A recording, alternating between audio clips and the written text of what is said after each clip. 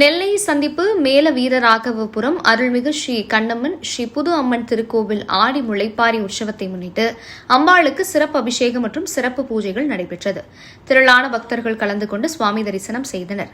தென் மாவட்டங்களில் பிரசித்தி பெற்ற அம்மன் கோவில்களில் ஒன்றான நூற்றாண்டு பழமை வாய்ந்த நெல்லை சந்திப்பு மேல வீரராகவபுரம் அருள்மிகு ஸ்ரீ கண்ணம்மன் ஸ்ரீ புது அம்மன் திருக்கோவில் ஆடி முளைப்பாரி உற்சவம் கடந்த 7ஆம் தேதி முளைப்பாரி போடுதல் நிகழ்ச்சியுடன் தொடங்கியது.